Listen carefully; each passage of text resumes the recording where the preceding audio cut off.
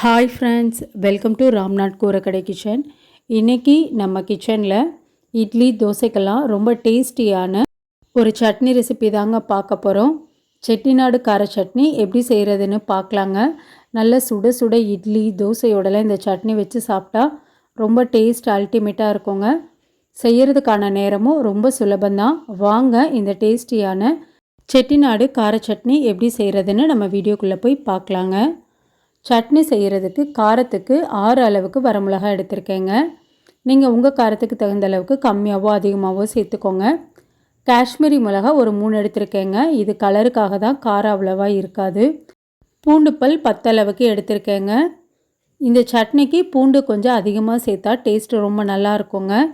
இப்போ வரமிளகா பூண்டு எல்லாத்தையும் தண்ணி சேர்க்காமல் நல்லா கொரன்னு இந்த அளவுக்கு அரைச்சி எடுத்துக்கோங்க. இனி நம்ம இதில் வெங்காயம் சேர்த்துக்கலாங்க. இன்றைக்கி நான் செய்கிற அளவுகள் பார்த்திங்கன்னா 7 பேருக்கு செய்கிறேங்க.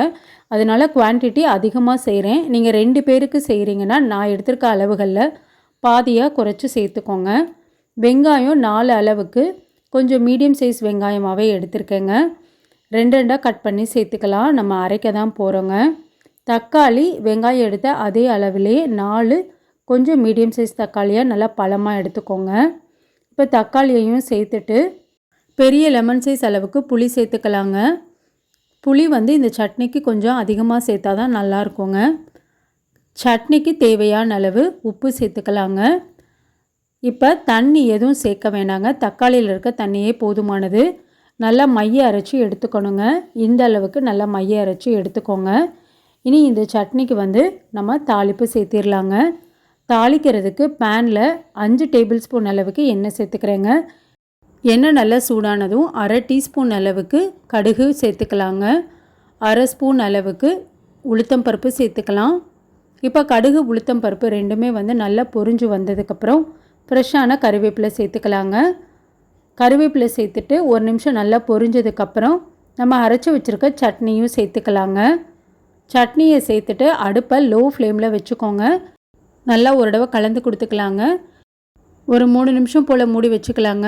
நல்லா எண்ணெய் பிரிஞ்சு வரட்டும் சட்னியிலேருந்து. இப்போ ஒரு 3 நிமிஷத்துக்கு அப்புறம் நம்ம பார்க்கலாங்க. சட்னி பாருங்கள், நல்லா எண்ணெய் பிரிஞ்சு வந்திருக்கு. சூப்பரான செட்டிநாடு கார சட்னிங்க. இட்லி தோசை வடைக்குமே ரொம்ப நல்லா இருக்குங்க. உளுந்து வடைக்கெல்லாம் ரொம்ப சூப்பராக இருக்கும். கண்டிப்பாக நீங்களும் இதே மாதிரி சட்னி ரெசிப்பியை உங்கள் வீட்டில் செஞ்சு பாருங்கள். செஞ்சு பார்த்துட்டு எப்படி இருந்ததுன்னு உங்கள் கமெண்ட்ஸை எனக்கு சொல்லுங்கள். நீங்கள் இப்போ தான் நம்ம சேனலை ஃபர்ஸ்ட் டைம் பார்க்குறீங்கன்னா ராம்நாத் கூரக்கடை கிச்சனை சப்ஸ்கிரைப் பண்ணிக்கோங்க. பக்கத்தில் இருக்க பெல் ஐக்கானே கிளிக் பண்ணிவிட்டு ஆல்ன்ற ஆப்ஷனை டிக் பண்ணிக்கோங்க. அப்போ தான் நான் போடுற புது ரெசிபீஸ் நோட்டிஃபிகேஷனில் உங்களுக்கு உடனே வரும். இந்த வீடியோ உங்களுக்கு பிடிச்சிருந்ததுன்னா லைக் பண்ணுங்கள். உங்கள் ஃப்ரெண்ட்ஸ் அண்ட் ரிலேட்டிவ் ஃபேமிலிக்கும் ஷேர் பண்ணுங்கள். இனி நான் வேறு ஒரு இன்ட்ரெஸ்டிங்கான ரெசிப்பியில் உங்களை பார்க்குறேன். தேங்க்ஸ் ஃபார் வாட்சிங்.